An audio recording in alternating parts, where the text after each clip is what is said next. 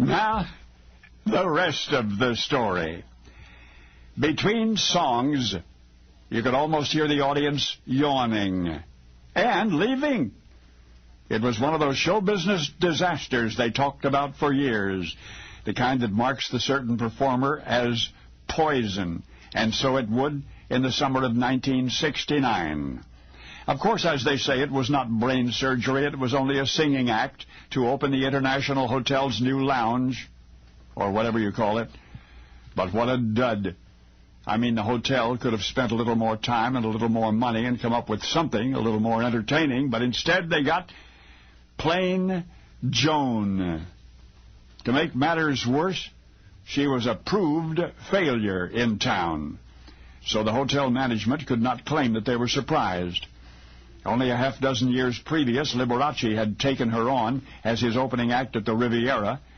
The pianist's manager was horrified. "She is so plain," he kept saying, "so boring. The audience won't want to hear anything after she's through with them." Liberace's experienced associate was quite right. But maybe it was partly sympathy that caused the legendary showman to persist in defending Plain Joan. Whatever the case, she opened for Liberace, and in the parlance of the industry, she died. No sets, no props. Her clothing was drab and ordinary. Her presentation was little more than a monotonous succession of songs. Applause was sparse, barely civil.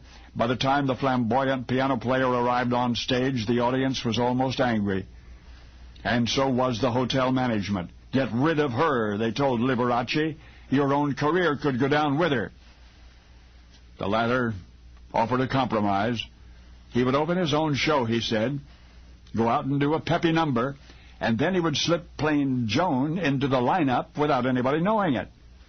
Well, he tried that, but everybody knew it. Nobody loved it. It was this déjà vu that haunted the singer 6 years later, when the International hired her for their grand opening.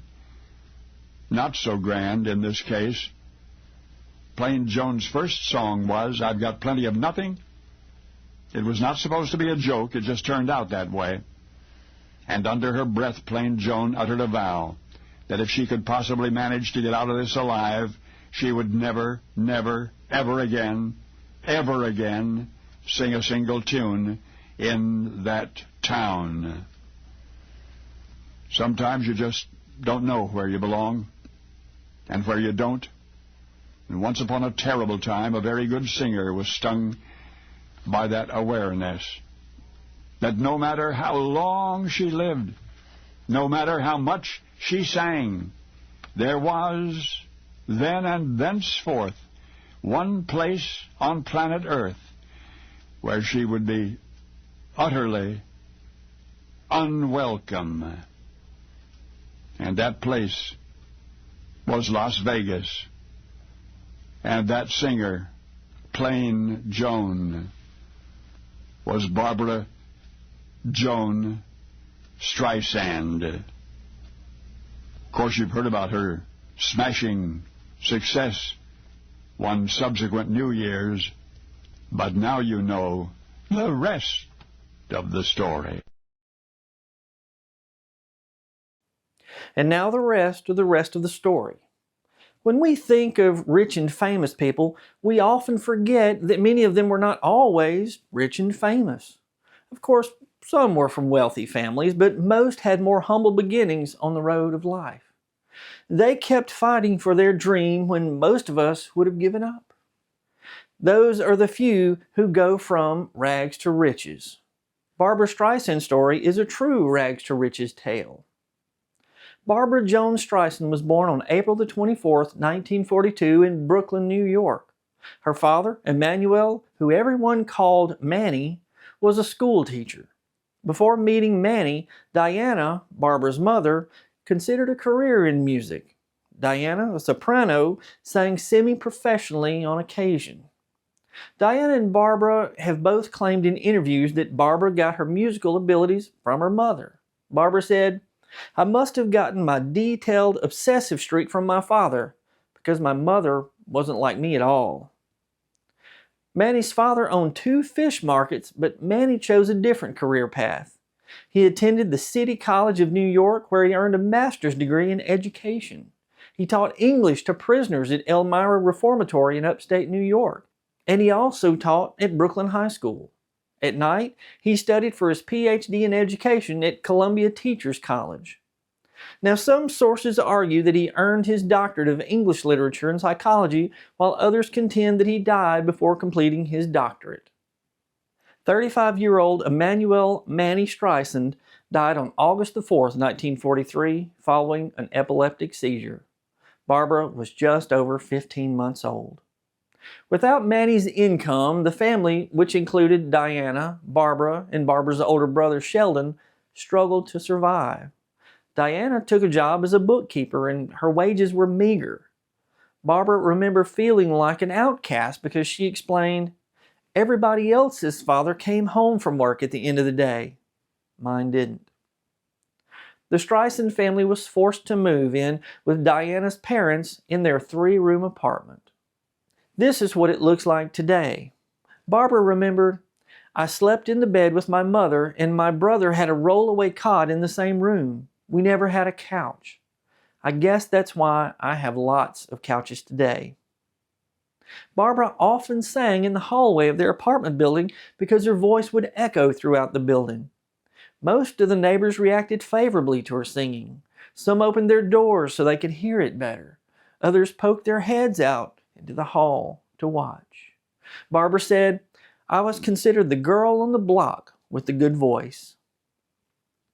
In 1956, 13-year-old Barbara worked as a cashier at Choi's Oriental Restaurant. Like most teenagers of that era, she was fascinated with television and films.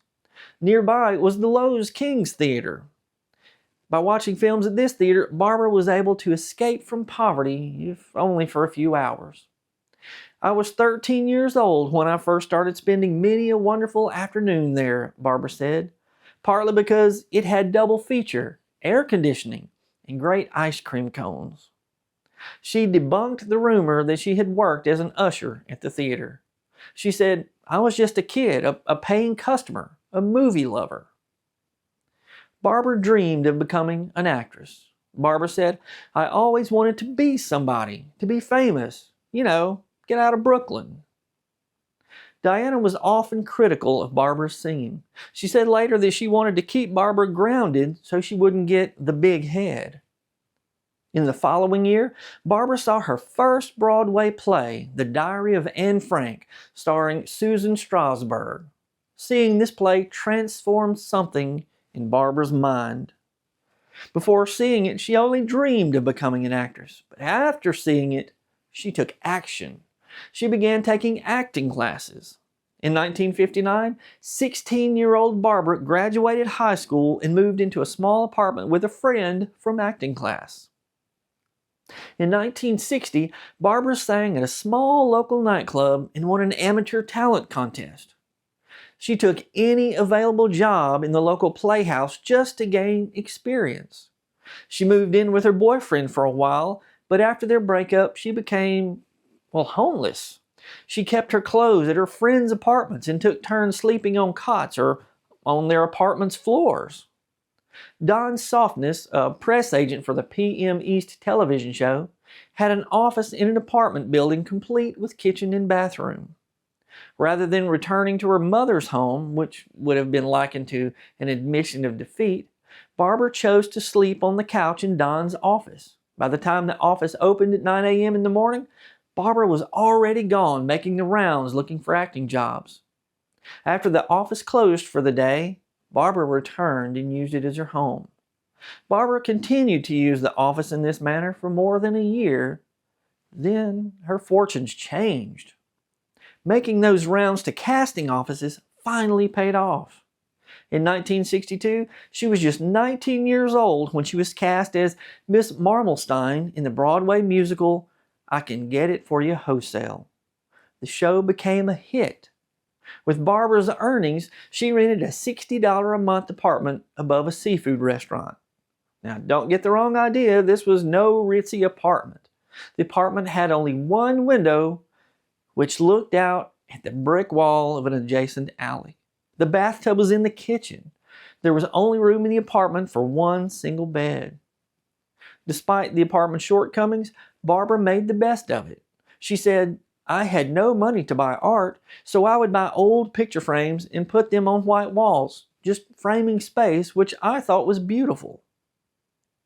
Shortly after the play opened, Barbara began dating the star of the play, Elliot Gould. Soon thereafter, Elliot Gould moved in with Barbara in her tiny apartment. They married in 1963, but divorced 8 years later. Barbara remembered, "Can you imagine? Elliot is 6'3", and we slept in a single bed because that's all that could fit into the room." Elliot told reporters that they shared the apartment with a big rat named Oscar who lived in their kitchen. Now, the seafood restaurant below their apartment was called Oscar's Salt of the Sea Restaurant. It's probably where he got the name for the rat, Oscar. Barbara's career skyrocketed because of her appearance in I Can Get It For You Wholesale. She became a star of the stage, screen, and radio. In 1963, she released a series of best-selling albums that featured Barbara performing vibrant and original interpretations of popular songs. Her first solo album, the Barbra Streisand album, won Grammy Awards for Album of the Year and Best Female Vocal Performance. She's won many, many awards, too many to list here. She's recorded 36 albums, 11 live albums, 12 compilation albums, 118 singles, and 15 soundtrack albums. In 2018, she released her most recent studio album called Walls. 2 years later, she released her most recent live album called Live at the Bonsoir. And Barbara shows no sign of slowing down.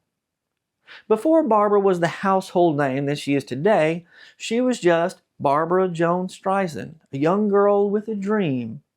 She fought through all of the letdowns, disappointments, the negativity, and the naysayers. She never gave up. She had an almost superhuman determination which helped her succeed in her chosen career field. You know, if we could be like Barbra Streisand in that sense, imagine what we could accomplish.